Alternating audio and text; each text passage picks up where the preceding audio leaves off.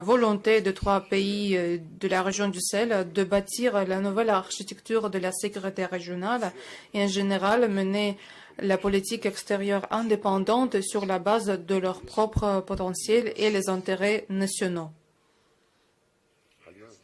L'Alliance des États du Sahel est un témoignage du deuxième réveil de l'Afrique. Les aspirations des Africains de jouer un rôle actif, indépendant dans les affaires internationales et se débarrasser des restes de la dépendance coloniale. De ma part, j'ai souligné que nous allons soutenir le renforcement des positions du continent et aider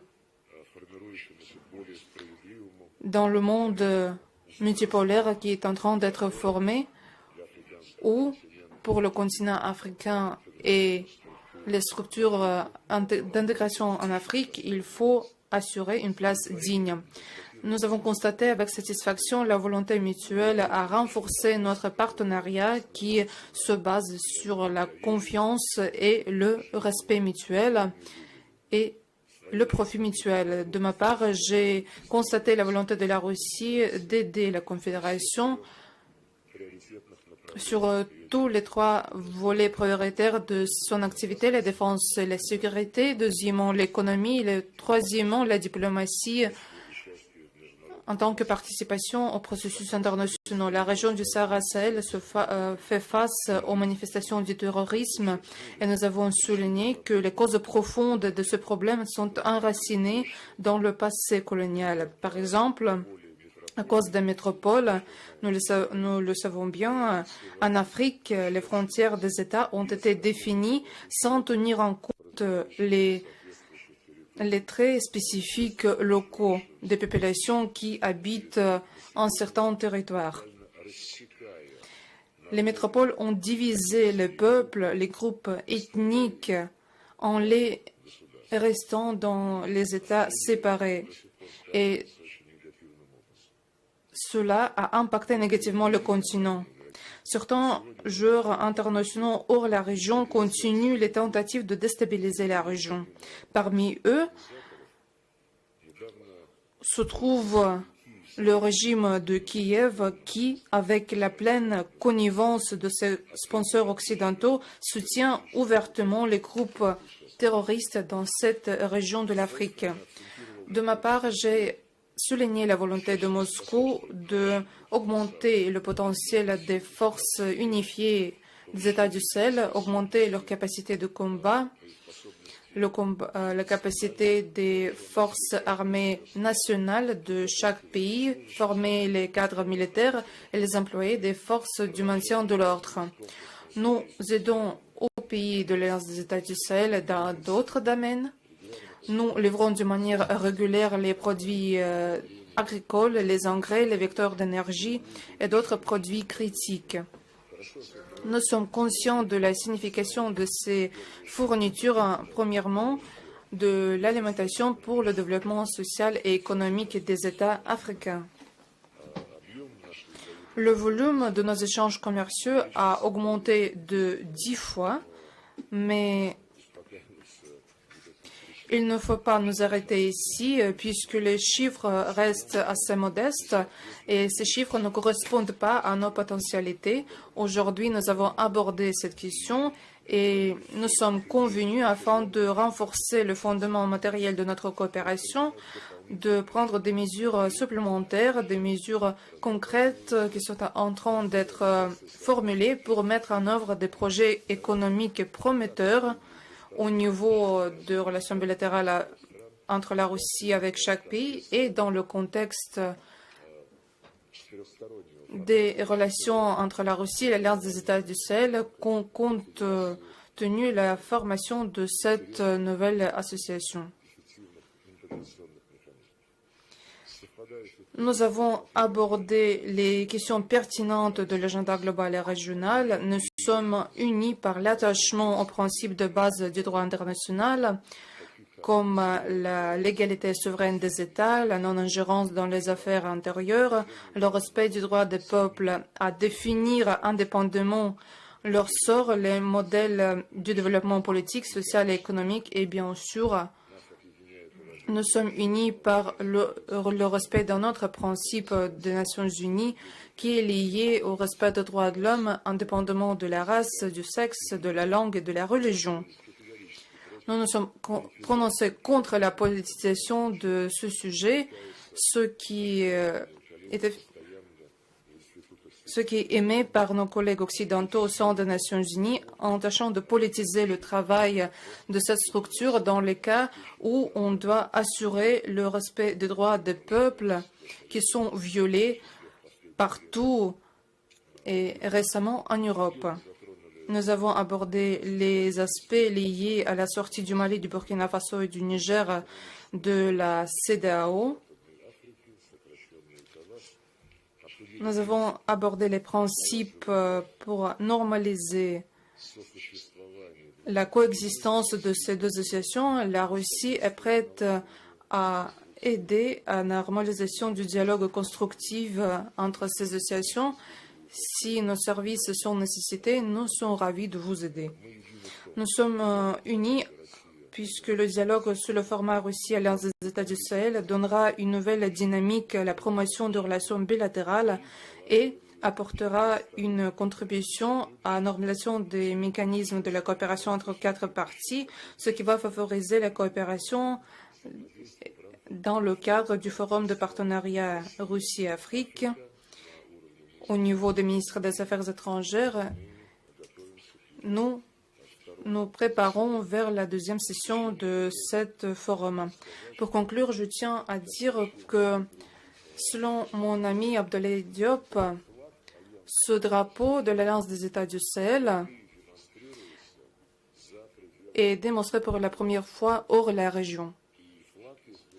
Et ce drapeau, si vous le regardez, représente un drapeau avec un baobab.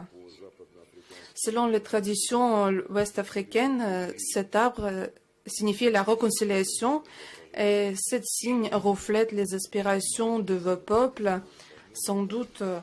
Et je tiens à souhaiter à vos peuples et en général à vos pays, premièrement, de la vie paisible, du bien-être, de la prospérité et du développement efficace de votre confédération.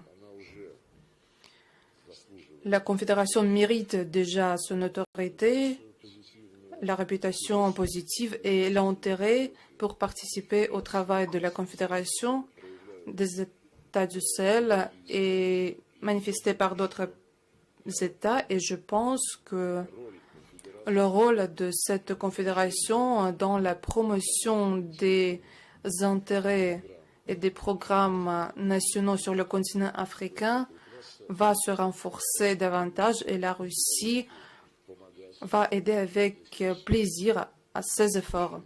Pour conclure, je dis que nous avons adopté un communiqué à l'issue de notre réunion. Cet communiqué va être publié. Ce communiqué inclut notre engagement de rendre ces contacts réguliers et nous rencontrer chaque année en Russie ou sur le territoire de ces trois pays. Je vous remercie pour votre attention. Je donne la parole au ministre des Affaires étrangères du Mali en tant que président de la Confédération pour aujourd'hui.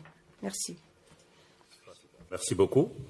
Merci à notre ami Sergueï Lavrov pour la considération, le respect, mais aussi pour tous les mots aimables qui viennent d'être prononcés à l'endroit de la Confédération des États du Sahel et sur les développements qui concernent en particulier le drapeau. Je pense que nous sommes tout à fait en phase avec cela. Je voudrais, au nom de mes collègues Yahou Sangaré, ministre des Affaires étrangères de la République du Niger, et aussi Karamogo Jean-Marie Traoré, ministre des Affaires étrangères de la République, du Burkina Faso, partager avec vous quelques conclusions de l'échange très enrichissant que nous venons d'avoir avec notre collègue et ami Sergueï Lavrov dans la première rencontre AES Russie qui se tient ici à Moscou. Je voudrais pouvoir décliner les conclusions de nos travaux en 4 points essentiels. Le premier point qu'il faut retenir, c'est que la Russie est un allié de la Confédération des États du Sahel, avec laquelle elle partage une vision commune dans un certain nombre de domaines. Donc, il s'agit pour nous d'une première consultation politique avec un partenaire à l'extérieur de la Confédération des États du Sahel, ce qui signifie que nous partageons beaucoup de valeurs communes que vous avez déjà déclinées, et aussi que plus qu'un partenaire, la Russie est aujourd'hui un allié sincère, mais un allié constant qui a toujours été aux côtés de nos pays depuis leurs indépendances respectives. Mais aussi, notre présence aujourd'hui aussi à Moscou, c'est le témoignage du fait que la Russie a été le premier pays à reconnaître la Confédération des États du Sahel presque une semaine après sa création. Nous avons été aussi heureux d'accueillir dans notre région une visite de 3 pays par le vice-ministre russe des Affaires étrangères, qui a été aussi un moment extrêmement important d'engager un dialogue politique sur des questions de sécurité comme sur les questions de développement. Pour nos pays, son Excellence le président Traoré du Burkina Faso, comme le général d'armée Abdourahmane Tchani de la République du Niger, comme le général d'armée Assimi Goïta du Mali, en conjonction avec son Excellence le président Vladimir Poutine, mettent aujourd'hui l'intérêt de leur population au cœur de leurs actions. Et dans ce cadre, nous avons une convergence de vues, comme le ministre Lavrov l'a indiqué, sur toutes les grandes questions de sécurité, de paix et les questions politiques internationales, mais aussi nous avons une lecture commune de la lutte contre le terrorisme, l'insécurité dans notre espace, terrorisme qui est d'ailleurs soutenu par des sponsors étatiques étrangers, y compris des acteurs régionaux, des acteurs de notre espace qui continuent à servir de base arrière et à soutenir le terrorisme, ce qu'il faut combattre, y compris l'Ukraine, qui est à vos portes ici, que nous considérons comme un État terroriste tout simplement. Pour nous, avec la Russie, naturellement, nous mettons au cœur de notre action le respect de la souveraineté de nos pays, le respect de nos choix stratégiques, mais aussi la préservation des intérêts vitaux de nos populations. Nous travaillons avec la Russie dans le cadre du groupe des Amis de la Charte, parce que pour nous, c'est important que l'action internationale, que les relations internationales ne soient pas bâties sur la force, mais sur le respect de la Charte des Nations Unies, mais pas dans le cadre d'une lecture étriquée que certains font de la Charte. L'AES et la Russie aussi s'opposent aux mesures de sanctions, à la politique des sanctions, en particulier les mesures unilatérales coercitives qui sont prises par certains États pour nous obliger à changer nos orientations et nos choix politiques. Nous nous y opposons. Nous nous opposons également avec la Russie à l'ingérence dans les affaires intérieures des pays. Et par-dessus tout, vu notre expérience, nous travaillons avec la Russie pour nous opposer à toutes les politiques néocoloniales, les politiques d'assujettissement et de domination, de contrôle de nos pays par d'anciennes puissances coloniales qui veulent maintenir leur emprise sur nos pays et nous empêcher de faire des choix politiques ou économiques au bénéfice de nos populations. Ça, c'est du point de vue du partage de la vision commune des valeurs et des principes.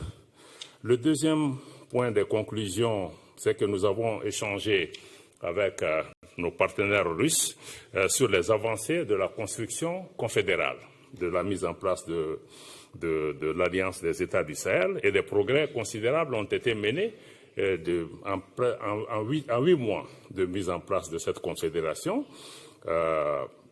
qui est bâtie sur 3 piliers, la défense et la sécurité, le pilier diplomatie et le pilier développement.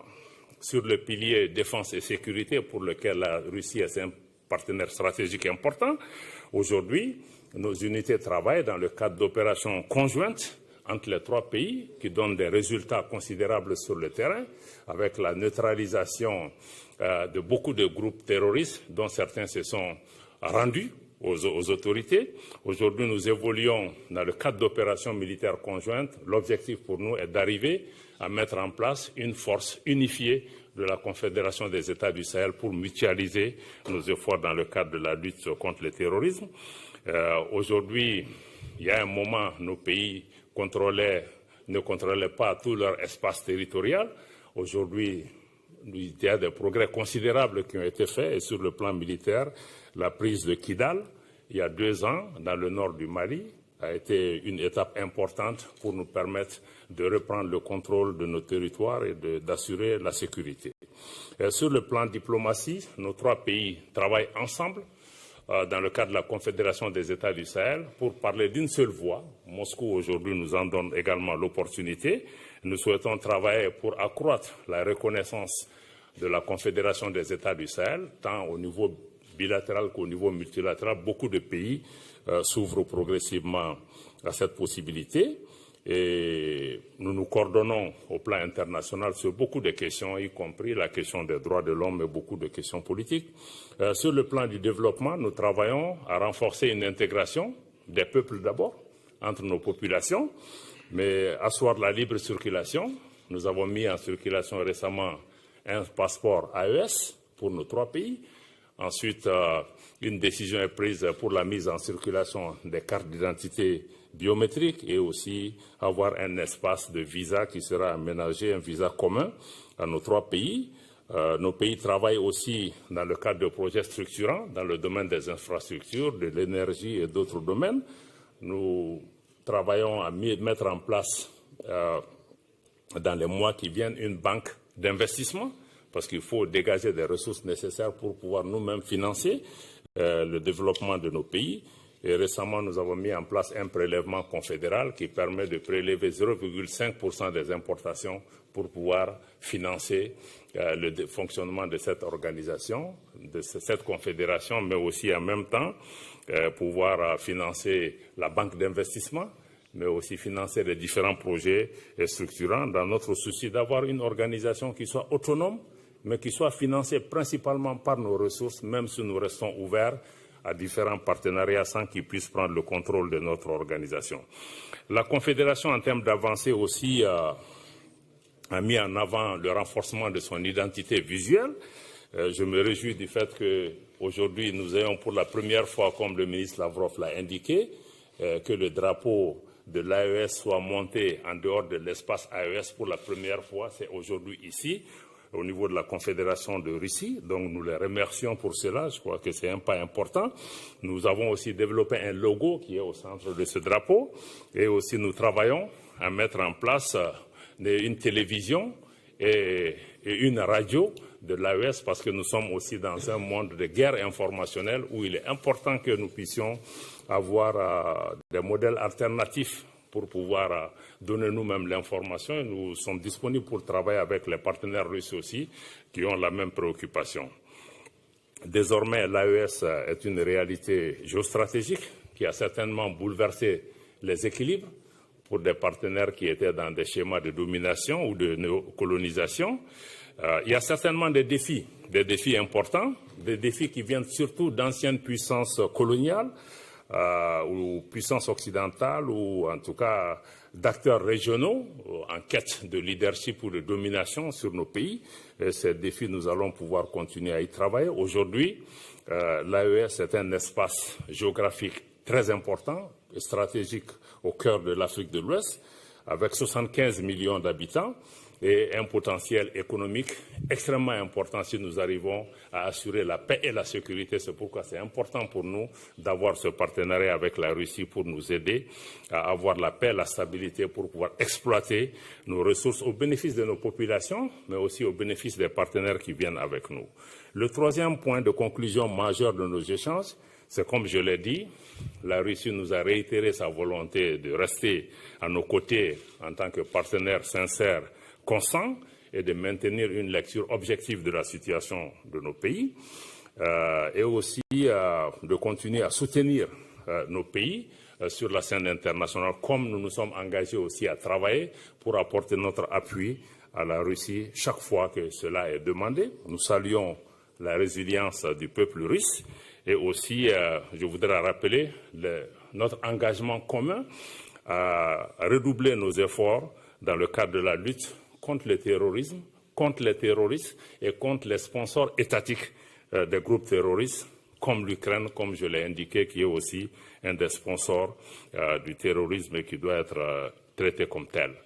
La Confédération AES œuvre à défendre en particulier notre sécurité. Nous avons été bâtis pour ça en particulier, mais aussi défendre les intérêts de nos populations. Nous ne cherchons à menacer aucun pays, aucun peuple. Nous voulons juste défendre nos intérêts. Comme je l'ai dit, il y a des opportunités économiques qui existent. Nous voulons travailler à des mesures de facilitation des investissements pour les partenaires extérieurs pour pouvoir nous aider à exploiter, à transformer nos productions, nos produits au bénéfice de nos populations et à développer les différentes infrastructures dans le domaine de la télécommunication, des mines, de l'énergie et de l'énergie renouvelable. Enfin, en termes de perspective, comme quatrième point, nous sommes convenus, la partie russe avec le ministre Lavrov et nous-mêmes, d'institutionnaliser ce mécanisme de consultation AES-Russie et que la prochaine session de ces consultations se tienne dans l'espace AES et que ces rencontres se tiennent alternativement en Russie et dans l'espace AES. Nous sommes aussi convenus, nous nous en réjouissons de l'établissement d'un partenariat stratégique entre l'AES et la Russie sur les questions de sécurité, mais comme sur les questions de développement et de coordination diplomatique. Nos pays expriment leur intérêt de voir la Confédération des États du Sahel avoir des ponts avec les BRICS pour deux raisons essentielles. La Russie étant un membre des BRICS, les BRICS aident à évoluer aujourd'hui vers un monde multipolaire qui respecte la souveraineté des États. Nous pensons que c'est quelque chose qui est important. Et nous comptons aussi sur nos amis russes et d'autres amis qui font partie des BRICS pour pouvoir nous accompagner dans ce domaine. Et le deuxième aussi intérêt pour les BRICS, c'est qu'ils offrent aussi un modèle de financement alternatif, comme la Banque des BRICS qui peut aussi aider dans l'évolution économique et le modèle économique que nous avons mis en place. Et enfin, je me réjouis du fait que nous avons un communiqué qui sanctionne nos travaux et je suis certain que vous allez pouvoir parcourir cela. En tout cas, en résumé, je pense que c'est un dialogue qui est continu, c'est un engagement fort des deux parties de travailler ensemble, d'avoir un partenariat stratégique ouvert, voilà, qui nous permette aussi de travailler avec d'autres partenaires et d'autres alliés pour l'intérêt de nos populations, pour la sécurité de notre espace, pour notre autonomie en tant qu'acteur international qui puisse agir sans être sujet à des injonctions ici et là. Voilà ce que je voulais dire, qui puisse contenir un peu les conclusions de nos travaux. Je ne sais pas c'est quoi là.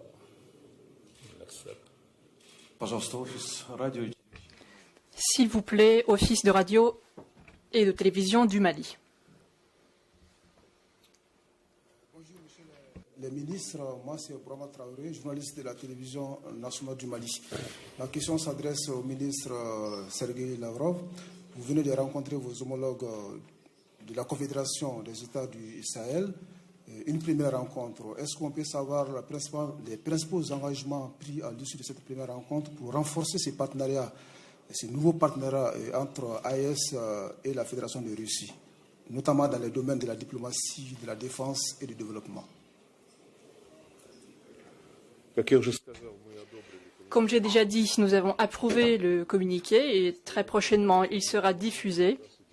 L'attention est portée aux questions de la défense et de la sécurité pour assurer l'indépendance, la souveraineté et l'intégrité territoriale de trois pays qui ont formé la Confédération AES. Comme vous avez déjà entendu parler aujourd'hui, il crée des forces unifiées de la Confédération AES et la Fédération de Russie a approuvé, confirmé aujourd'hui qu'à part le renforcement de la capacité de ces trois pays dans le cadre bilatéral, la Russie apporterait son soutien pour la formation de ces forces armées unifiées de l'Alliance des États du Sahel. Nous allons fournir des consultations parce que Nous avons une expérience de travail avec notre voisin, les républiques de Biélorusse. Nous avons également l'expérience de travail avec les membres de l'ETCS et je pense que cette expérience pourra être bénéfique pour la formation des forces unifiées de l'Alliance des États du Sahel.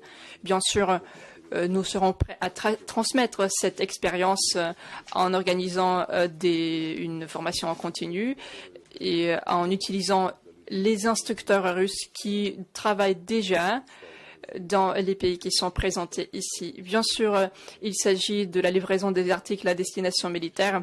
Bien sûr, c'est un pas important pour renforcer, pour établir ces forces unifiées dans ce format. Et nos spécialistes peuvent leur aider à développer un schéma d'approvisionnement de ces forces pour fournir des armes concrètes, le matériel militaire concret. Là-dessus, nous avons des accords tout à fait concrets. Suite à nos actions bilatérales, il y a maintenant ce format quadripartite et qui va enrichir nos liens en matière militaire et technique. Quant à la diplomatie, nous avons confirmé l'affinité de nos positions sur les questions de la vie internationale. Nous coordonnons nos efforts, nos actions au sein de l'ONU. Les pays amis qui sont présentés ici soutiennent toutes nos initiatives et sont co-auteurs de nombreuses de ces initiatives dans le cadre du travail de l'Assemblée générale de l'ONU. Nous répondons de manière adéquate et nous soutenons leurs aspirations tout à fait justes, l'aspiration du Mali, du Burkina Faso et du Niger, qui veulent défendre les intérêts nationaux et qui aspirent à avoir le respect de leur indépendance, de leur autonomie. Nous les appuyons non seulement sur le plan politique et moral, mais par exemple quand au Conseil de sécurité de l'ONU on tente de faire passer les décisions qui ne sont pas acceptables pour les pays membres de l'AES, la Fédération de Russie ne fait tout en sorte que ces décisions ne soient pas passées. On peut parler beaucoup de notre coopération au sein de l'ONU, mais alors je vous assure et je tiens à dire que nous avons une solidarité lors des élections de différentes des différents organes de l'ONU et nous soutenons des candidatures que sont proposées par nos États respectifs. Plus en détail, pour vous en informer plus, vous pouvez lire le communiqué de presse. Je pense que c'est un communiqué très important, très utile. Et il reflète notre volonté de travailler étroitement dans ce format. Merci. L'agence Sputnik, s'il vous plaît. Bonjour, monsieur le ministre. J'ai une question pour le ministre malien des Affaires étrangères. Monsieur Abdoulaye Diop, Votre Excellence, récemment, les pays de l'AES ont l'un après l'autre tourné le dos à l'Organisation internationale de la francophonie. Pourriez-vous dire quelles en sont les raisons principales et comment voyez-vous désormais le futur linguistique pour l'Alliance? Merci. Le futur linguistique de l'Alliance n'a aucun problème. Parce que nos pays, nous parlions déjà nos langues nationales et nous allons continuer à travailler pour promouvoir nos langues nationales. Pour revenir à votre question en ce qui concerne l'Organisation internationale de la francophonie, je dois rappeler que nos pays parlaient le français avant de joindre l'OIF qui n'a été créé que dans les années 70. Mais nos pays, de façon sur le plan du principe, nous adhérons où nous nous retirons de nos organisations en pleine souveraineté. Et quand nous adhérons aux organisations, ces organisations sont bâties sur des règles et des principes. On ne peut pas être dans des organisations, d'abord, où ces organisations de plusieurs dizaines de membres, que ce soit un pays dominant qui contrôle cette organisation. Ce n'est pas acceptable. Et qu'ensuite, nous soyons dans des organisations où il y a des règles, parce que pour ce qui concerne le cas de nos pays, qui ont été suspendus de l'OIF sur la base des textes de l'OIF, à cause des changements politiques et institutionnels qui sont intervenus dans nos pays. Mais il y a d'autres pays qui ont connu les mêmes développements, mais qui n'ont eu il n'y a eu aucun problème. Donc pourquoi nos 3 pays sont ciblés? Parce que nous avons fait des choix qui vont à l'encontre de ces pays dominants de l'OIF. Et ceci n'est pas acceptable parce que nous sommes membres, nous payons nos contributions et nous ne pouvons pas être membres d'une organisation qui fonctionne avec à géométrie variable. Et ça ne peut pas être un cas et nous avons décidé et puis nous ne sommes pas là pour promouvoir un pays en particulier. Donc c'est pour ces raisons que nous avons estimé que notre qualité de membre, parce que l'OIF a été créé au Niger, l'ancien président du Niger a joué un rôle fondamental pour sa création. Mais nous sommes arrivés à un moment où beaucoup d'organisations sont aujourd'hui instrumentalisées, contrôlées pour des agendas politiques de certains pays en particulier, pour essayer de sanctionner d'autres pays sur la base de considérations particulières à certains pays et non sur la base des textes. Donc, en toute souveraineté, nous nous retirons de ces organisations parce qu'elles ne travaillent plus dans le sens de l'intérêt que nous voulons. Maintenant, comme je l'ai dit, nous parlions le français avant d'intégrer l'OIF. Nous allons certainement continuer à parler le français. Mais ce que nous souhaitons par-dessus tout, c'est de pouvoir valoriser aussi nos langues nationales. Il y a des langues dans l'espace AES, comme le Djerma, le Hausa, qui est parlé entre le Mali, le Burkina et le Niger. Il y a le Bambara ou même le Moré, qui sont parlés par des populations à la fois au Burkina et chez nous. Donc c'est une opportunité aussi de pouvoir renforcer nos langues nationales et pouvoir renforcer notre autonomie. Voilà, ce sont ces raisons qui nous ont conduits à nous retirer de cette organisation. Et nous le ferons pour toute organisation qui sort de son mandat et qui se met à jouer la politique pour un ou 2 pays. La chaîne RT, s'il vous plaît. RT en français, Daria Vaganova. Ma question à M. Bakary. En novembre 2024, l'ouverture de l'ambassade russe à Niamey, la capitale du Niger, a été annoncée. Où en est-on actuellement? Merci. Merci. Effectivement, dans les années 70, nous avons été amenés à fermer notre ambassade à Moscou. À la fin, on s'est rendu compte que c'était une erreur, qu'on ne peut pas ignorer un pays, ne pas être présent dans un pays comme la Russie. Notre carte diplomatique, elle est essentiellement fondée sur des principes.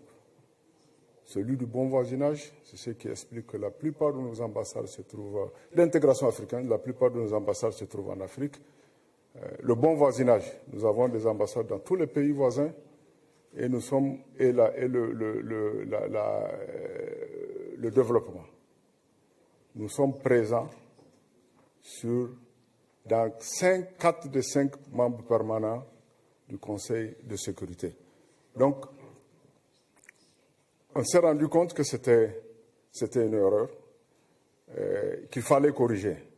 La dynamique y était, mais avec les événements du 26 juillet 2023, où la Russie a apparu comme un partenaire stratégique.